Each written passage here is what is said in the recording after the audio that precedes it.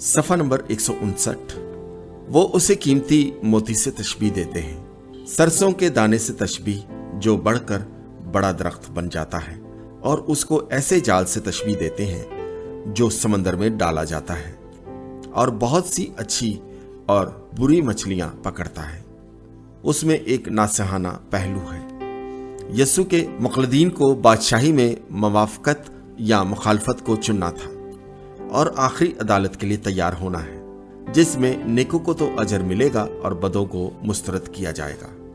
چونکہ متی کا ایک مقصد تھا کہ وہ یسوع کو مسیح اور بادشاہ ظاہر کریں، اس لیے وہ اپنی انجیل کا آغاز نسب نامے سے کرتے ہیں، جو عبرانی بزرگوں سے پیدائش کی کتاب کے نسب نامے کا نمونہ تھا، جو خداوند یسوع کا تعلق داؤد کے گھرانے سے مربوط ہے، جو ان کے مبینہ باپ سے ہے۔ لیکن متی اس بات کو بھی واضح کرتے ہیں کہ در حقیقت خدا ان کا باپ تھا اور مقدسہ مریم خداوند کی ماں نے انہیں اپنے کنوار پن میں جنم دیا، اور یوں سیپچوجنٹ ترجمے میں یسایہ کی کتاب میں پیشن گوئیاں کی گئی ہیں کہ ایک کنواری سے بیٹا ہوگا کی تکمیل ہوئی۔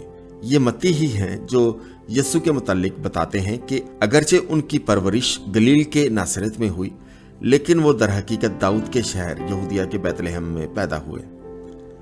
انہوں نے مشرق کے مجوسیوں کے متعلق بیان کیا، جو یسوع کی پیدائش کے تھوڑے بعد ستارے کے پیچھے چل کر یسوع کو دیکھنے آئے اور انہیں شاہی تحائف سونا، مر اور لبان پیش کیا، اور غیر یہودی دنیا کو ان کے شاہی رتبے اور الوہیت کو ظاہر کیا، اور یہودی بادشاہ ہیرودیس اعظم کے حسد کے متعلق بیان کیا۔ یہ وہی بادشاہ ہے جس نے بیت لحم کے لڑکوں کو قتل کروایا، کیونکہ وہ اسی ممکن رقیب سے خائف تھا۔ یوں یسوع کے خاندان کو مجبوراً مصر میں پناہ لینی پڑی۔ اسی طرح یسوع کی خدمت کے بیان میں متی تورات کا حوالہ دیتے ہیں۔ یہودیوں کی شریعت، جو عبرانیوں کی بائبل کی پہلی 5 کتابیں ہیں، اس میں ایک کردار یسوع کا بھی ہے۔ وہ یسوع کو ایسے پیش کرتے ہیں جیسے وہ تورات کے ترجمان ہیں، جو مسیح کا ہی ایک کردار ہے۔ تم دنیا کے نور ہو۔ یسوع اپنے شاگردوں کو بتاتے ہیں کہ وہ ہی اس کی کلیسیا ہیں۔ جو کچھ انہوں نے سکھایا وہ زیادہ تر یہودی تعلیم ہے، جس کی ان کے پیرووں کو آسمانی باپ کو عزت دینی ہے اور ایک دوسرے سے محبت کرنی ہے۔ لیکن یسوع کچھ اور کہتے ہیں، اور بالآخر فریسیوں اور ربیوں کو اپنا دشمن بنا لیتے ہیں، جن کی اقدار و طرز تعلیم ان سے کافی ملتی جلتی ہے۔ خداوند یسوع بڑی دلیری سے اپنے متعلق بتاتے ہیں کہ وہ نہ صرف تورات سکھانے والے تھے بلکہ تورات کو پورا کرنے والے بھی تھے۔ حقیقت تو یہ ہے کہ وہ اپنا تشخص کا تورات میں دعویٰ کرتے ہیں، جو پرہیزگار یہودیوں کے نزدیک کفر کے مترادف تھا۔ یسوع امانویل ہے، ہم یعنی خدا ہمارے ساتھ۔ وہ شکینہ ہے، یعنی خدا کی حضوری، اور وہ الہی حکمت ہے، جو یہودیوں کی کتاب مقدس میں دنیا کی تخلیق میں موجود تھے۔ وہ دانش مندوں اور نبیوں کے لیے الہام تھے۔ وہ یہودیوں کا پاک ترین نشان استعمال کرتے ہیں۔ متی جو خود یہودی تھے، وہ یسوع کو یہودیت کا مرکز یعنی مسیحا اور بادشاہ کا مقام دیتے ہیں، اور آخر میں خداوند مانتے ہیں، جو یہودی الہیاتی اصطلاح میں خدا کے طور پر استعمال کیا جاتا ہے۔ یسوع کے انسان ہونے کے باوجود ان کو یہ شکل دینا کہ وہ الوہیت سے مامور ہے۔ صفحہ نمبر 160۔ متی روایتی طور پر فرشتہ تصور کیے جاتے ہیں۔ تیسری مماثلتی انجیل لوکس، یونانی زبان میں لوکاس، غالباً لوکانس کی تخلیص ہے، جو ہیلینسٹک زمانے کا مردوں کا مشہور نام ہوتا تھا۔ روایات سے پتہ چلتا ہے کہ لوکا انطاکیہ میں پیدا ہوئے، اور ہو سکتا ہے کہ متی کی طرح اسی شہر میں انجیل کو لکھا۔ پالوس رسول اپنے کلسیوں کے خط کی 4:14 میں انہیں پیارا طبیب کہتے ہیں۔ اسی وجہ سے انہیں رسمی طور پر ڈاکٹر کا خطاب دیا جاتا ہے۔ ان کی ٹریننگ کچھ بھی ہو، ظاہر ہے وہ ایک پڑھے لکھے بین الاقوامی شہری تھے جو کئی ملکوں میں بڑے وثوق سے سفر کر سکتے تھے۔ انہوں نے بڑی شستہ یونانی میں تحریر کیا۔ ان کا انداز بڑا ادبی تھا، اور انہوں نے اپنے مضمون کو مختلف انداز میں موزوں تحریر کیا۔ دوسرے کلاسک لکھاریوں کی طرح ان کا اپنا انداز تھا۔ انہوں نے اپنی دونوں کتابیں یعنی انجیل اور رسولوں کے اعمال یعنی اوائلی کلیسیا کی ابتدائی تاریخ یا نصف تاریخ میں جو نئے عہد نامہ میں اناجیل کے بعد آتے ہیں تھیوفلس کے نام منسوب کیا۔ ہو سکتا ہے کہ ہیلینسٹک دور میں انہوں نے مارکیٹ میں بیچنے کے لیے چھپوایا ہو۔ اگرچہ مقدس لوکا کی انجیل سب سے لمبی انجیل ہے جو متی کی انجیل سے بھی 10% زیادہ ہے، اس کا مطلب یہ نہیں کہ مقدس لوکا نے لفظوں کا ضیاع کیا ہو۔ انہوں نے بڑے محتاط اور اختصار سے اپنے کرداروں کو مختصر خاکوں سے زندگی بخشی۔ ان کی تحریر دلچسپ کہانیوں اور شخصیتوں سے بھرپور پڑی ہے، جس میں یوتخس جیسا کردار بھی شامل ہے جو ترآؤس کا وہ جوان جو پولس رسول کے پیغام کے دوران نیند کے غلبہ میں تیسری منزل سے نیچے گر گیا اور معجزانہ طور پر بچا لیا گیا۔ یہ بات کبھی نہیں ہوئی کہ اس کو زیادہ نہ پڑھا گیا ہو۔ حالانکہ یہ بات یقینی ہے کہ لوکا غیر یہودی تھے، وہ یہودیت کی تعظیم کرتے تھے اور یونانی سیپٹوجنٹ میں کلام مقدس کو اچھی طرح جانتے تھے۔ یہ بات غیر یہودی دانشوروں میں غیر معمولی نہ تھی۔ ان میں سے بہت سارے یہودی وحدت خدا کے مضبوط اخلاقی احساسات کی قدر کرتے تھے۔ ہم تصور کر سکتے ہیں کہ لوکا نے یہودیت کو جاننے کے بعد مسیحیت کو قبول کیا۔ لاادری علماء نے ایک زمانہ میں یہ رائے دی کہ مقدس لوکا نے مسیح کی پیدائش پر حکومتی مردم شماری کو گھڑا ہے، یعنی اس واقعہ نے یوسف اور مریم کو یسوع کی پیدائش سے پہلے ناصرت کا اپنا گھر کئی میل چھوڑ کر بیت لحم جانا پڑا۔ لیکن مزے کی بات یہ ہے کہ آثار قدیمہ نے اسے بھی ثابت کر دیا ہے، کم از کم اس مردم شماری کا واقع ہونا۔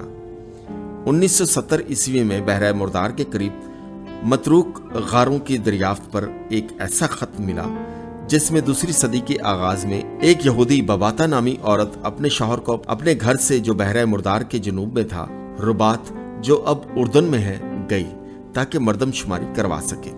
وہی یونانی لفظ ایپوگریفسٹیا رجسٹرڈ کروانا ہے جو مقدس لوکا نے اپنی انجیل میں لکھا ہے۔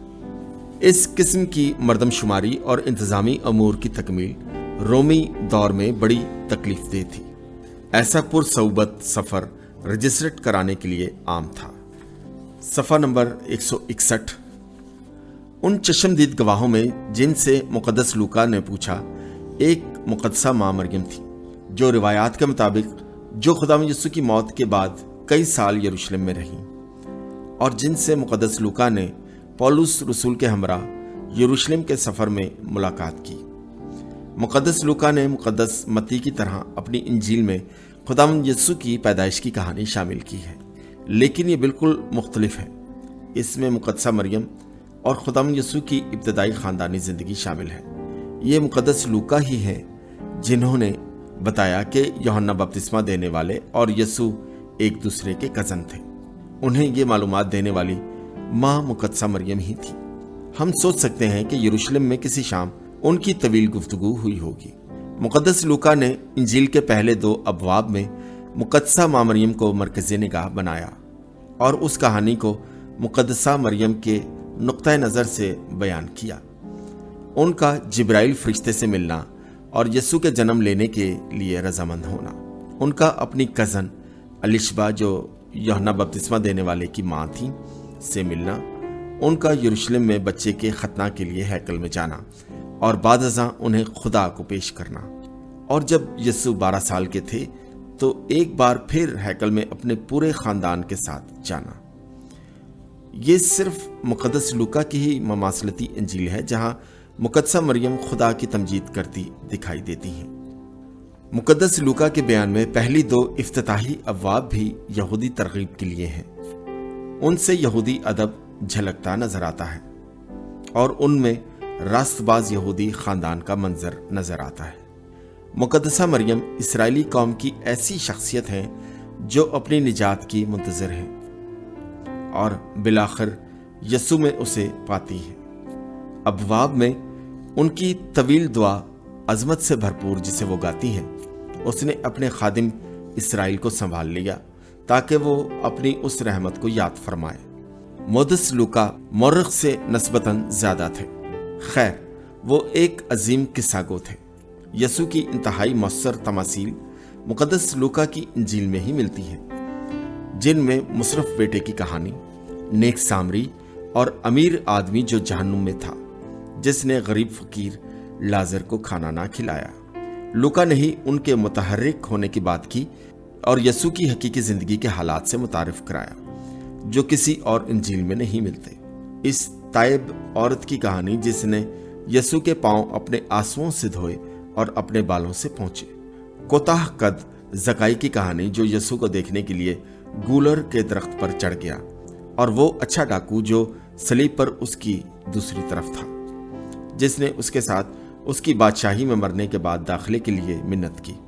उन दो मुसाफिरों की कहानी जो उसकी मौत पर गमज़दा थे लेकिन उसके जी उठने के बाद मिले, जिन्होंने उसके साथ अमाउस में खाना खाया। इन सब कहानियों का मजमून खुदा की बेपनाह रहमत और यसू की बेबयां गरीबों, बेसहारों, बीमारों, गुनाहगारों और गमज़दों के लिए हमदर्दी थी। मुकद्दस लूका की जिंदगी में तंज़ो मज़ाह भी था। उनकी तहरीर में मुस्कुराने से बाज रहना मुश्किल था। जब उन्होंने बयान किया कि पिलातुस यसू के मुकदमे में हेरोदिस इंतपास के सामने भेजकर अपनी जिम्मेदारी से अलग हो जाना चाहता था। यह हेरोदिस आजम का लालची और मकार बेटा था। जब हेरोदिस ने यसू को देखा तो वो खुश हो गया, इसलिए कि वो यसू का कोई मौजज़ा देखना चाहता था। मुकद्दस लूका ने ख़वातीन को बड़ी अहमियत दी है और मुकद्दसा मरियम के अलावा उनकी कई ख़वातीन शागिर्द थीं।